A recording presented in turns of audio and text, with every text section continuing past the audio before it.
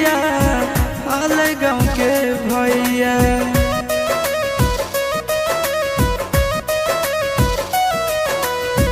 कोई नहीं जानता न बने निर्दयिया, पूछो तो कह दी है हाल गाँव के भैया हाल गाँव के भैया। अपना दुबारिया बोला न गे तोरा एलियो ससुरारिया, एको लोटा पनिया